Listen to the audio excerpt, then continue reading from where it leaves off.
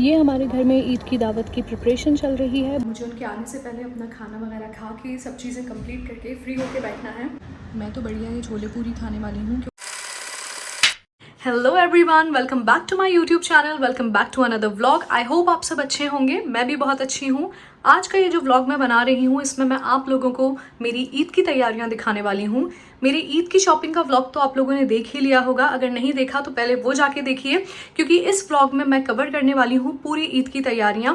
आप सब I think इस बात से रिलेट कर पाएंगे कि जिस भी दिन हमारे घर में कोई त्यौहार या फेस्टिवल होता है उसके एक दिन पहले कितना सारा काम होता है, कितनी सारी प्रिपरेशंस करनी होती हैं। ऐसा ही कुछ मेरे साथ भी हो रहा है। कल है ईद और अभी तक इतने सारे काम पेंडिंग पड़े हैं कि ऐसा लग रहा है टाइम निकलता जा रहा है, बट काम अभी भी वहीं के वहीं है। खास तौर पे बकरा ईद के वक्त हमें इतनी सारी प्रिपरेशंस करनी होती है कि उसमें बहुत सारा टाइम लग जाता है।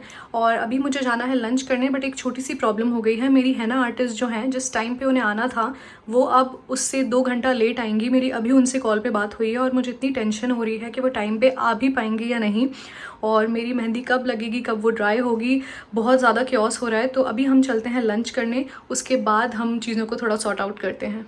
तो मैं फ़िलहाल जा रही हूँ लंच करने, क्योंकि उसके बाद मेरी मेहंदी आर्टिस्ट आ जाएंगी मुझे मेहंदी लगाने के लिए, और मुझे उनके आने से पहले अपना खाना वगैरह खा के सब चीज़ें कंप्लीट करके फ्री होके बैठना है, ताकि मैं जल्दी से मेहंदी लगवा लूँ, क्योंकि शाम में हमारे बकरे आ जाएंगे गाँव से।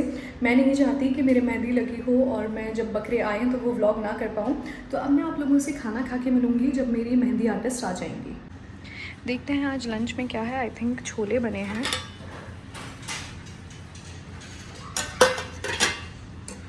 और ये क्या है, ये आई थिंक मटन है।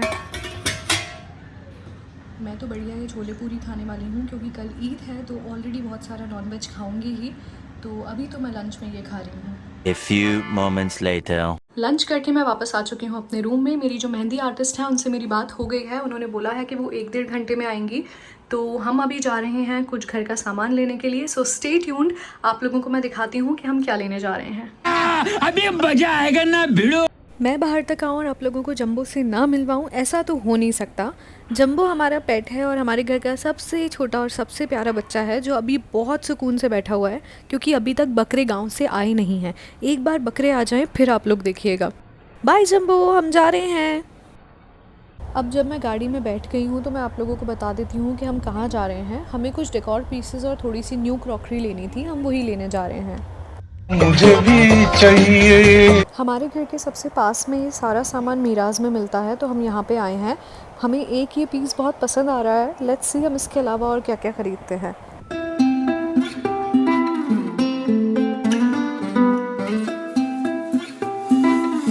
घर से निकलते वक्त बारिश का मौसम ज़रूर हो रहा था, बट हमें बिल्कुल आइडिया नहीं था कि यहाँ पे आके इतनी तेज़ बारिश होने लगेगी। मजाक है क्या? हमारी शॉपिंग हो चुकी है कंप्लीट। जो सारा सामान हमें चाहिए था लकीली वो सब हमें मिल गया है। अब मैं आप लोगों को दिखाऊंगी कि घर में ईद की क्या तैयारियां चल रही हैं। घर में तो अभी फ़िलहाल कल के खाने की प्रिपरेशन चल रही है। माशाल्लाह मेरी ससुराल में ईद के दिन बहुत सारे लोग आते हैं, तो पहले से ही सारी प्रिपरेशन करके रखनी पड़ती है। अभी वही हो रही है। घर के अंदर की तैयारी की अपडेट यह है कि सब कुछ सेट हो चुका है। वैक्यूम क्लीनर से सफाई भी हो गई है। अभी फाइनल वाली जो क्लीनिंग है वो बची है, जो रात में होगी। मैं जा रही हूँ अपने रूम में, और जब बकरे आ जाएंगे तो मैं वापस नीचे आऊँगी। मैं थोड़ी देर के लिए अपने रूम में वापस आई हूँ, तो मैंने सोचा आप लोगों को बता दूँ कि मैं कल रात में ही अपनी ससुराल वापस आ गई थी यहाँ पे ईद सेलिब्रेट करने। मेरी जो हैना आर्टिस्ट है उनका अभी तक कोई अता पता नहीं है। शाम का 6 बज चुका है, पता नहीं वो कब तक आएंगे। मुझे बहुत टेंशन हो रही है। लेट्स सी कब तक आती हैं वो। मेरे खोपड़ी में कितना टेंशन है, तेरे को मालूम क्या? ये हमारे घर में ईद की दावत की प्रिपरेशन चल रही है। बकरे भी बस आने ही वाले हैं, रास्ते में हैं। मैं बकरों का ही वेट कर रही थी, बाहर आई थी और मुझे ये प्रिपरेशन होती हुई दिखी, तो मैंने सोचा आप लोगों को दिखा दूँ। 2000 years later. शाम का ऑलमोस्ट 7 बज चुका है। मेरी हैना आर्टिस्ट का तो कोई अता पता था ही नहीं, बट बकरे ज़रूर गांव से आ चुके थे, तो मैं बहुत एक्साइटेड थी देखने के लिए, तो मैं नीचे आ गई हूँ।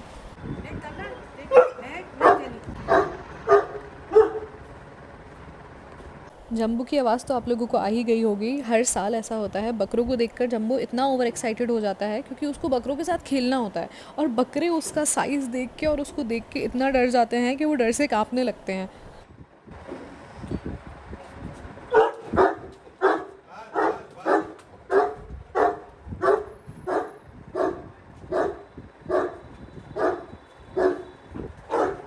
बकरों को तो आते हुए आप लोगों ने देख ही लिया, अभी उन्हें सेटल डाउन किया जा रहा है। इतने में मेरी जो मेहंदी आर्टिस्ट थी वो भी आ गई हैं और मेरा इतना दिमाग ख़राब हो रहा है क्योंकि ऑलमोस्ट रात का 9 बज गया है और वो अब आई हैं। उनकी वजह से मेरे कोई भी काम नहीं हो पाए अभी तक, बट अब क्या कर सकते हैं, चलते हैं और मेहंदी लगवाते हैं। जिस चीज़ के लिए मैं इतनी देर से परेशान हो रही थी वो फाइनली सॉर्ट हो गई है। मेरी मेहंदी आर्टिस्ट आ चुकी हैं, बट ये आई हैं रात के 9 बजे, तो मुझे नहीं मालूम ये मेहंदी कब तक लग के ड्राई होगी क्योंकि मुझे बाकी के भी काम करना है। तो लेट्स सी कि ये कब तक कंप्लीट होती है।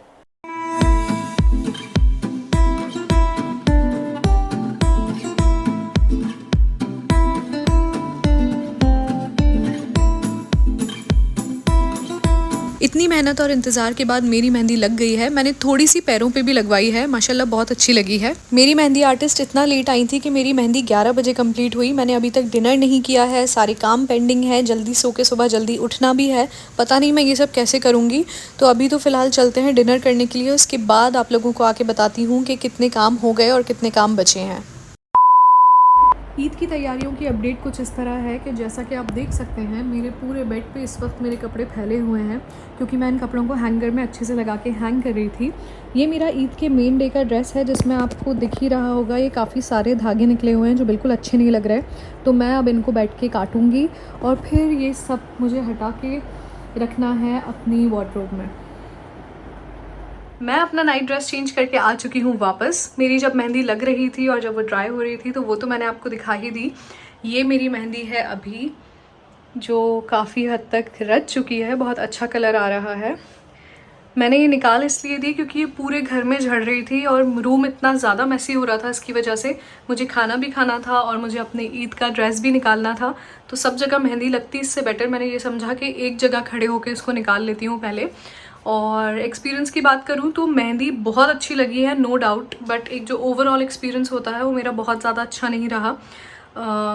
अपने अपने रीजंस होते हैं, बट मुझे ऐसा लगता है कि कभी कभी आप जब बहुत ज़्यादा लोगों के साथ अच्छा बिहेव करते हो तो वो आपका अनड्यू एडवांटेज लेने की भी कोशिश करते हैं। थोड़ा कुछ ऐसा ही सीन हो गया मेरे साथ। और मुझे ऐसा लगता है कि अनड्यू एडवांटेज की बात आती है ना, तो आप अगर एक इन्फ्लुएंसर या एक कंटेंट क्रिएटर या कोई ऐसे इंसान हो जिसको बहुत लोग फॉलो करते हैं, कोई पब्लिक फिगर हो, और आप ऐसी अपनी रिव्यू, नेगेटिव रिव्यू अगर पब्लिकली डाल दो तो वही लोग आपकी ना जान खा जाएंगे और फिर पता है सब में बैठ के ये बात करेंगे कि जस्ट बिकॉज वो एक इन्फ्लुएंसर हैं, वो चाहते थे हम उनका काम फ्री में करें एंड ऑल ऑफ दैट, इसलिए उन्होंने ऐसा रिव्यू डाला। जबकि मैं आप लोगों को बता रही हूँ ऐसा कुछ भी नहीं है। जो लोग मुझे फॉलो करते हैं, जो लोग मुझे जानते हैं, दे नो कि मैं कितनी जेन्युइन रहती हूँ फीडबैक्स को लेके। भले ही वो मेरे कपड़े हों, कोई सर्विस हो, कोई भी चीज़ हो, अगर कोई मुझसे पर्सनली पूछता है मैं उन्हें बिल्कुल अपना ऑनेस्ट और अनबायस्ड एक्सपीरियंस बताती हूँ। तो मुझे ऐसा लगता है अपने अपने एक्सपीरियंस की बात है, बट लोगों को किसी की भी अच्छाई का या कुछ भी चीज़ देख के अनड्यू एडवांटेज नहीं लेना चाहिए। आपके जो कमिटमेंट हैं वो आप टाइम पे पूरे करो, जो टाइम आपने किसी को दिया है, क्योंकि दूसरा इंसान भी अपने काम करने के लिए बैठा है, फेस्टिवल टाइम है। और मैं समझती हूँ इस चीज़ को बहुत अच्छे से कि थोड़ी बहुत देर हो सकती है, सारी चीज़ें हैं, बट मतलब इतना ज़्यादा देर होना। और फिर उसके बाद काफ़ी सारी ऐसी चीज़ें हुई जो मैं नहीं शेयर करना चाहती, क्योंकि मैं किसी का भी किसी को भी नेम शेम नहीं कर सकती, मेरी आदत ही नहीं है, बट जस्ट अपना एक्सपीरियंस बता रही हूँ। खैर, ये तो हो गई हमारी पूरी मेहंदी और जो बाकी मैंने चीज़ें करी उसकी बात। दिन तो आप लोगों ने देख ही लिया था कितना बिजी निकला है। अब मुझे करना ये है कि मुझे अभी भी कुछ चीज़ें करनी रह गई हैं, वो मैं कंप्लीट करूँगी। ऑलरेडी रात का 1:30 बज रहा है, मेहंदी लगवाते लगवाते आई थिंक 11:30 बज गया था। उसको निकालते निकालते सारी चीज़ें करते करते मुझे बहुत देर हो गई है। और अभी मुझे अपने कपड़े निकालने हैं ईद के। तो हमारे पास कपड़ों के ऑप्शंस जो हैं वो 2 हैं। अभी फुल ड्रेस आप लोगों को नहीं दिखाऊंगी, वो ईद के व्लॉग में दिखाऊंगी।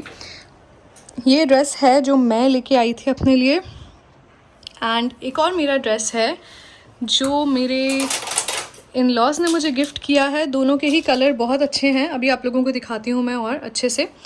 अब मैं कंफ्यूज्ड हूँ मैं कौन सा पहनूँ। वैसे पहनना तो मुझे ये ब्लू वाला ही था, बट लेट्स सी। तो मैं आपको अपने दोनों ड्रेसेस दिखाती हूँ, बट उल्टा करके दिखाऊंगी क्योंकि मैं अभी पूरा ड्रेस रिवील नहीं करना चाहती। ये मेरा एक ड्रेस है, इसका दुपट्टा काफ़ी अच्छा है, डिफरेंट कलर में है। और ये ड्रेस है जो मैं लेके आई थी, मोस्ट प्रोबेबली मैं यही पहनने वाली हूँ। तो अब हम चलते हैं, इसको मुझे आयरन करके अच्छे से क्रीज बना के रखना है ताकि मैं सुबह उठ के इसको पहन के तैयार हो पाऊँ। आई रियली होप कि आप लोगों को मेरा ये ईद की तैयारियों का व्लॉग पसंद आया होगा। मैं अभी भी काफ़ी चीज़ें कवर नहीं कर पाई हूँ, टू बी वेरी ऑनेस्ट, क्योंकि पहली बार ऐसा हो रहा है जब मैं फेस्टिवल पे व्लॉग कर रही हूँ और इतनी सारी तैयारियों के साथ में व्लॉगिंग करना, trust me it is very difficult. But फिर भी मैं कोशिश करती हूँ कि जितनी चीज़ें आप लोगों को दिखा सकूँ उतनी चीज़ें दिखाऊँ। तो अगर आपको पसंद आया हो व्लॉग, इसको लाइक कमेंट शेयर करना मत भूलिएगा। और अगर अभी तक चैनल सब्सक्राइब नहीं किया तो जल्दी से जाके सब्सक्राइब कर लीजिए, बेल आइकन प्रेस कर दीजिए, क्योंकि काफ़ी सारे अच्छे अच्छे व्लॉग्स और आने वाले हैं। तब तक के लिए बाय, टेक केयर एवरीवन।